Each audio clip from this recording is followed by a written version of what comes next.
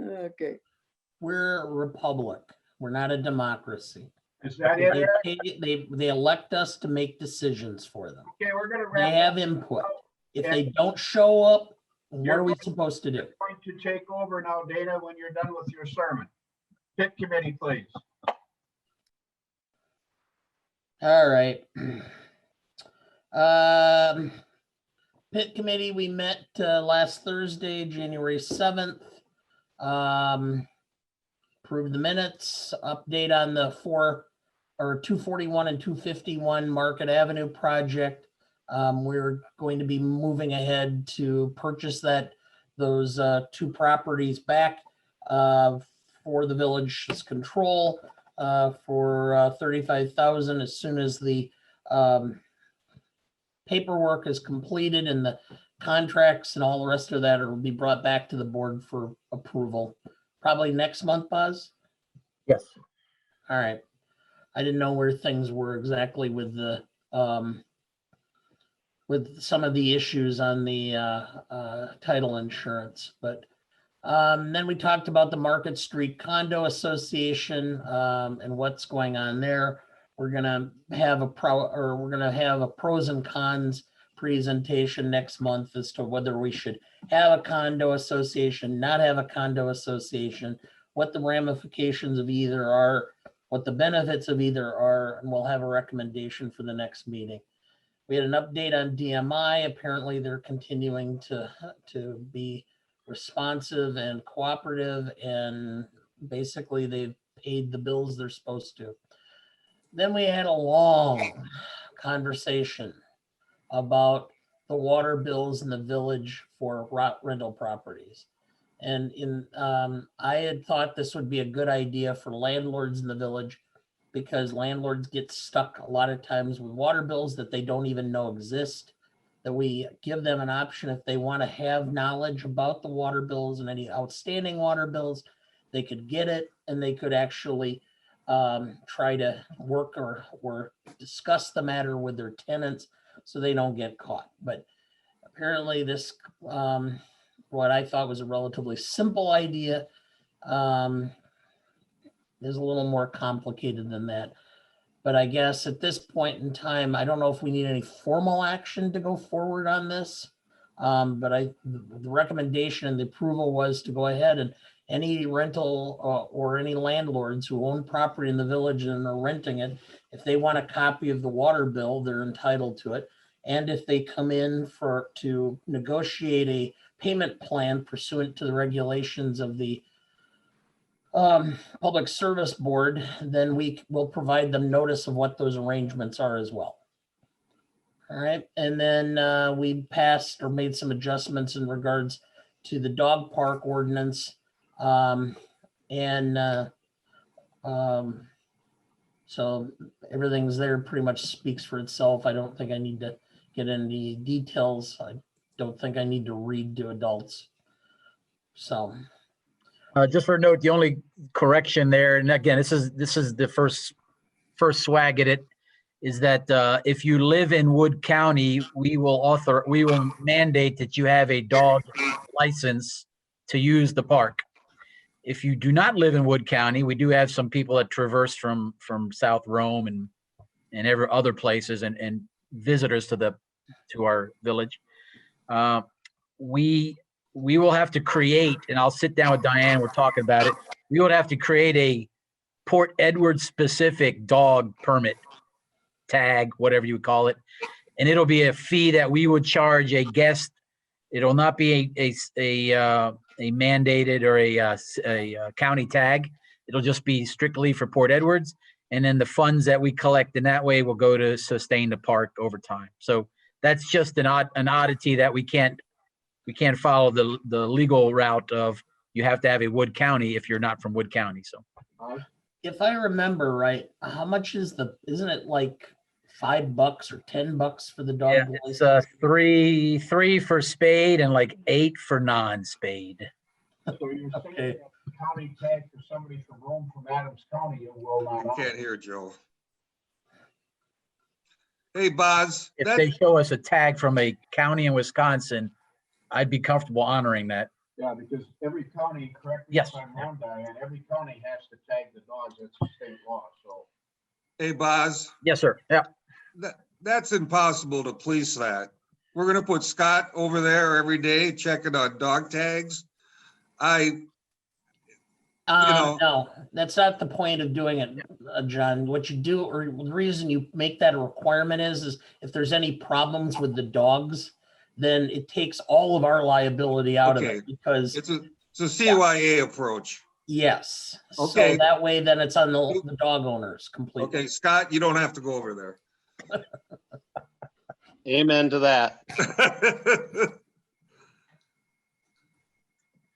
Anything else, Dana? No, not on that. So, Well, Kiara, yeah. go ahead with public safety, please. All right, public safety met January 5th.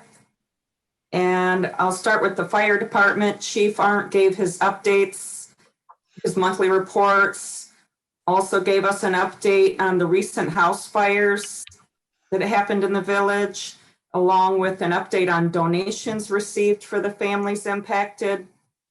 The fire department also hosted a food drive. This was the second this year, correct me if I'm wrong, Eric, and was able to donate 695 pounds of food to the local food bank. Also discussed with each of the chiefs, I'll start with Chief Arndt, were goals, annual goals that were discussed with our administrator. So for the fire department, Chief Arndt's, the goals he created: increase public service and work with the public, start developing younger firefighters into leadership positions, and create a system of accountability and proficiency on the scenes. Chief Arndt said some of the things he was proud of in 2020 include breaking down barriers within the department and working well with surrounding community departments. Then, does anybody have any questions on the fire department stuff? Otherwise, then the police department, Chief Drew gave us his monthly reports and gave updates on recent calls in the village. Along with that, he updated on us on the work that the mid-state students working with him, the students from the law enforcement program. 3 of the goals that Chief Drew has for the department for 2021 are getting the officers more specialized training, looking at recruiting and filling the part-time positions, to continue working on Lexipol updates. And it looks like so far he's integrated 71 policies. One of the thing that Chief Drew shared that he feels good about is this year they used only 68.55% of their budgeted income. He did discuss that greatly attributes to, part of what factors into that is the pandemic and not having as much training, not several different circumstances, not having the community activities and things that would be spending more money. Otherwise, also there was our administrator, Boz, provided a program that he's looking at, an initiative, Police and Fire Awards and Badges Initiative. Boz gave a presentation on developing and implementing an awards and badge system within our village for the police and fire departments. And he showed us examples. Those also, he provided those. If anyone in the community or on the board is interested in more information, Boz has all of that. It was pretty interesting. Anybody have any questions? Otherwise, that's all I've got. Thank you. Thank you, Tara. Chairman Duncan, back to you, sir. all right. So, finance and human resources. I don't have any comments or anything. I'll entertain a motion to approve the extension of an additional 80 hours of emergency family leave for COVID-related incidents for the village employees through June 1st of 2021. Do I have a second? I'll second. Second by, or motion by Chairman Duncan, second by Trustee Mansell. We have discussion on the motion. The reason we're doing this is we're twofold. One is because we have to deal with it because it expired as of first of the year. Second reason is, and we really feel some sort of a continued obligation because the circumstances continue. Although the CDC guidelines changed today, so anyone 65 or older or with a pre-existing condition is first up, first gets it, as of today. So hopefully things will change, but in the meantime, that's why this is implemented. Second, given the current political situation in Washington with the change of administration and control of the Senate, it's likely that this bill will continue to be expanded anyway. So we don't want to get caught flat-footed anyway in order to have, where we denied somebody and then we have to retroactively go back and deal with it at some point in the future. Hey, anybody else wish to comment? Hearing no further requests to speak. All those in favor of the motion as read by Chairman Duncan will signify by saying aye. Aye. Any opposed? That motion carries. Okay, any unfinished business from previous meetings? I have nothing. The only unfinished business and more to follow in the search committee was the whole geese discussion. We are figuring out other options. DNR is involved. They pointed me towards the Trapper Association of Wisconsin. They're involved. They're giving me some ideas, but then there's some non-lethal ideas. That's why my wife's probably checked. She found me some non-lethal ideas that there's an option for a few $100s that we can get some type of lighting system that basically messes with their cycle, the sleep cycle, and hence they don't stay there. They don't nest in our park. So relatively cheap, 99% effective. It's a regional company that deals with geese all the time. So that may be the option, and it's guaranteed. So if in a month we don't like it, we mail it back, we get our money back. So I see that as definitely a win-win, and we keep it if it works. But more to follow with the CERT committee on that. Okay, moving on to new business. Any trustees first have anything to bring up under new business? Okay, Colonel, back to you. You have a copy of the administrator's report. Obviously early in the year, so the fiscal numbers you see there are just our 12-day swag at it when it comes to payroll execution and budget execution. More to follow as we build on to the months. No change in employees. We did drop down one firefighter with the retirement of Mr. Kanowski, but no other changes in our employee status. We talked the siren. The only issue with the siren is the connectivity with the emergency management. So physically, it's functioning, but we're trying to get the connectivity where they can hit a button and it executes. And that's the only problem we're still working through. No other. I would comment that those are really nice because even in the noon whistle, I can hear really clearly if I'm sitting in my house and don't have much noise going on. It's much better than the old system. So That's good. It should. It's just across the street from you. Yeah. Let's see. We talked police and fire. No issues there. We're talking our budget. No issues there. We did conduct an after action review with the finance committee. So any recommendations from the non-finance committee trustees when it comes to our budget preparations and timeline, please just give me your feedback so we can just start.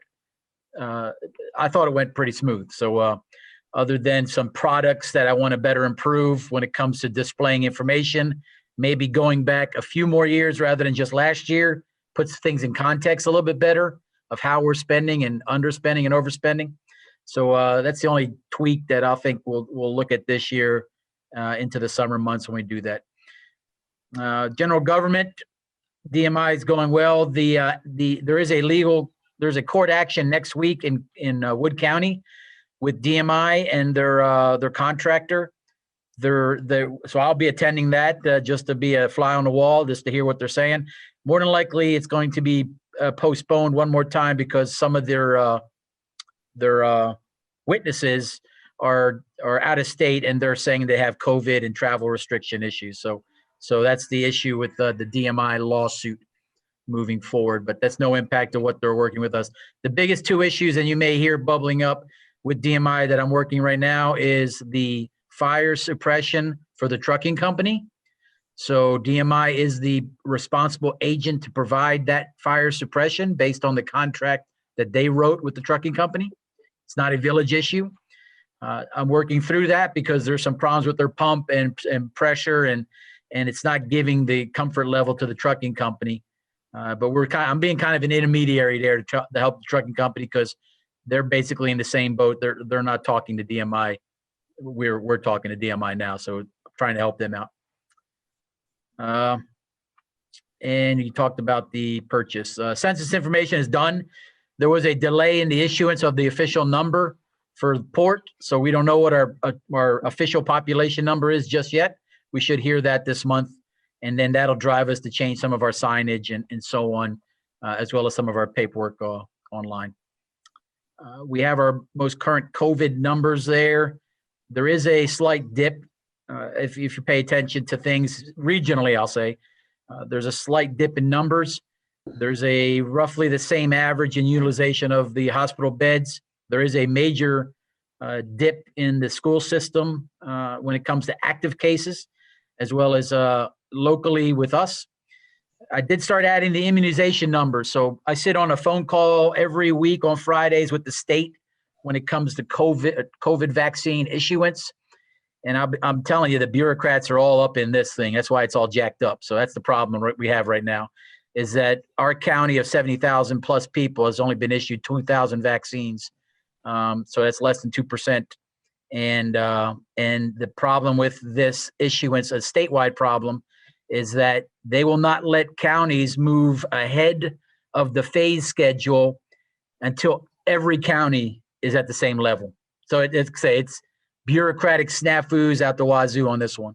So we'll see how it goes. I'm talking with the health department. We're trying to figure out how to get our people vaccinated, as well as our people in the phases categories. As you see there, that's the phasing and the number of people in Wood County that it impacts. So just in the phase 1 alpha, there's 15,000 people that fall in that category. Right now, we've only vaccinated 2,000 of those people. And then we haven't touched any of the other categories. So it's going to be a challenge. There's some state changes. There's some FEMA and DHS changes coming. Dana mentioned one. We'll see how it goes. And nothing new with the NEPCO. I will be putting together a mailer to all the NEPCO properties to give them basically a heads up that in the near future this is coming, and to lay out some information to them, as well as to provide our contact information for any of their questions. I want to start that dialogue early, so we're not getting any surprised people. So that'll be the 151 people that the county has given me their addresses, and basically will fall under our control. Any questions on my report? Can you pass that mailer on to us so we know what you sent in case we get calls? No, you're right. Yeah. Once I craft a letter, I'll vet it by you all, make sure it's what we all say, and then I'll kick it out. It won't be going just straight from my office. Okay, I appreciate that too. Any further questions for Boz? Okay, we'll move on from the administrator's report. Boz, you want to make a comment on municipal judges? Yeah, one out. Yeah. So I did attach the judge's letter he provided to me this week. And this is more of just to kind of sense your guys' thoughts on this. Basically, as of 1 January, basically towards the end of last year, the Wood County started changing some costs of when we issue a warrant put somebody in jail. We don't do this a lot, obviously, but there's a cost to that. Basically, the sheriff has upped the numbers. As of 1 January, there was a substantial increase that if we do a warrant on anything, a $50 fine or whatever it may be, it basically costs us roughly $150 to $250 to process that guy or gal. So because our judge wants to be the good steward of the village's money, he crafted up this notice that says in his estimate, he does not want to utilize warrants anymore because he sees a financial cost to that. Well, I don't want to tie his hands for doing God's good work of issuing warrants when we need to issue warrants. So we need to figure out what this cost is. The reality is over a year, we issue probably 3 to 4 warrants. It's not a cumbersome amount. But if we, And what are those for?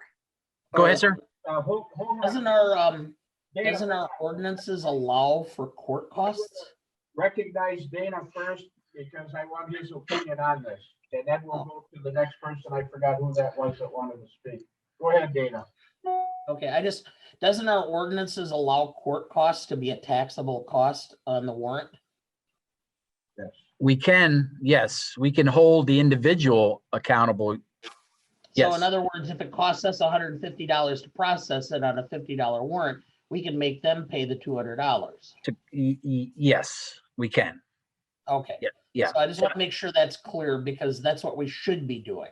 Agree. And that's why if you read this, taking warrants off the table as an option is really not the way to go. He just needs to do business as usual. We'll figure out the payment and the finances and the recovery of funds in the long run. So if that kind of just wanted to get that out there so I can give him the proper guidance moving forward that he just keeps doing the way he's doing it and he'll be fine. We'll worry about the money side of it. If that's consensus, you all tell me. So, I think go ahead, Sue. Well, my only question was, and it was more out of curiosity than anything else, what types of things have warrants been issued for? Scott, you want to chime in? Yes, so typically the warrants are going to be for your offenses that are non-traffic.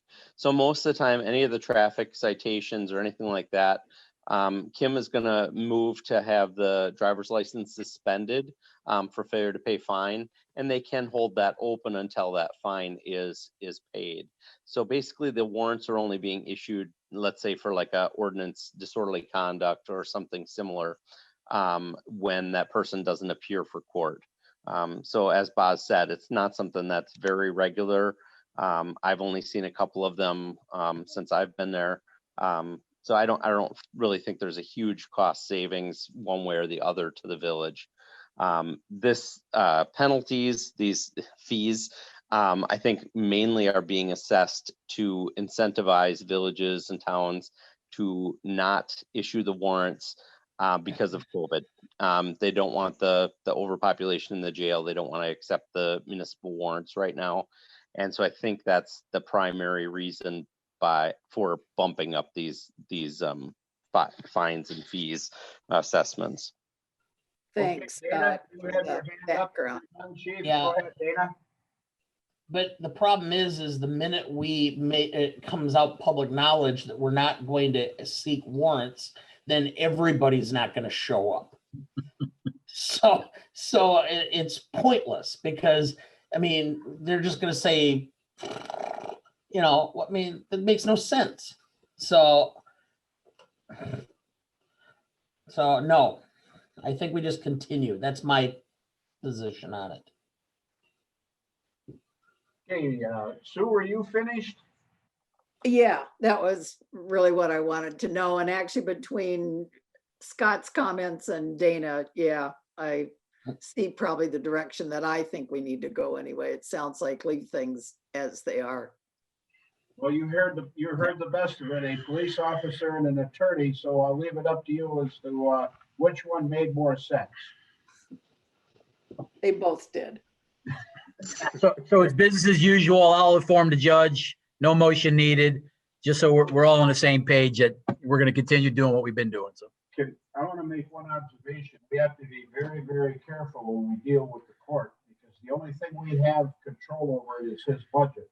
Sure. When it comes to all this other stuff, he's pretty much reports to the state and not the local government. So, and that's the same with the county. Agreed. judges. They Agreed. don't report to the board. Yes. But I agree with what you said. He just needs to know, don't let the budget tie his hands. That's all he needs to know. You got it. Okay. You're right again, Colonel. All right. That's all I got. I'm hoping Major General Foster will get to speak tonight. I'm ready to hear what she has to say. Okay, clerk treasurer report, please. Okay, I'd like to ask for a motion to award the full-time employees a $50 chamber gift certificate as a safety award for no workers' compensation lost time claims in 2020 and 24 years without a lost time incident. Do we have a motion? So moved. So moved. Second. I believe I had John Bigham and Tierra. No, not me. I had There. Sue. Eric Saylor. Oh, Eric. Okay, Saylor and Mitchell. Discussion? I would just like to add that I think we should think of we hit 25 years of no lost time accident, that maybe we got a whole year to save up a little extra money and maybe give a little bit of incentive for that. But that's not here yet, but just to give you a little foresight to what I'm thinking. Yes, I am a former employee, but I think it means a lot to the guys and the ladies. All those in favor of the motion signify by saying aye. Aye. Opposed? Motion carries. Ask for motion to approve the length of service award payment for 2020 for qualifying firefighters in $200.91 per firefighter, and the annual corresponding maintenance fee of $500 plus $15 per firefighter for a total of $6,818.20. Do I have a Move. motion by Dana, second by Tierra. Discussion? Just for clarification, like my email said, both of these motions, both of these initiatives are already internal to our budget. There is no ask for additional money. There is no request. It's baked into the numbers of the budget. So Okey dokey. Anybody else, any discussion on the matter? All those in favor of the motion signify by saying aye. Aye. Aye. Opposed? That Eric motion- Saylor's gonna abstain. Oh, yeah, Eric is abstaining. I know I don't have to, If but you tell him it's not 51% of his income, he doesn't have to abstain, but I honor his decision. Okay, trustee comments, this, so we don't step on each other. How about any of the trustees go first that are up for election this year? Any comments, trustee comments? Sure, cast your votes. Yeah. It's not gonna make much difference, but we want your, I want your support anyway. How's that? The non-elected this year, any comments, trustee comments? Okay, I was gonna say ladies first, then gentlemen, but Tierra remind me how 60s that is, so I didn't want to go there. All righty.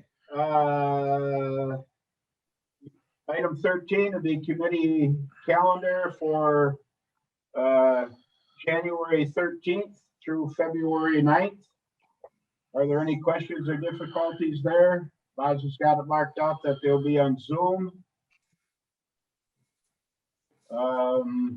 Hearing no questions on the setting of the calendar for the next 30 days, the chair will entertain a motion to adjourn.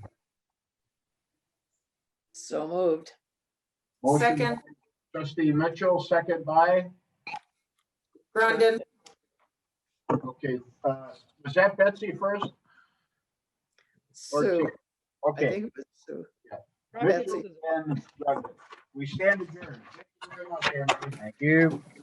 good night. thank you. Have a good night.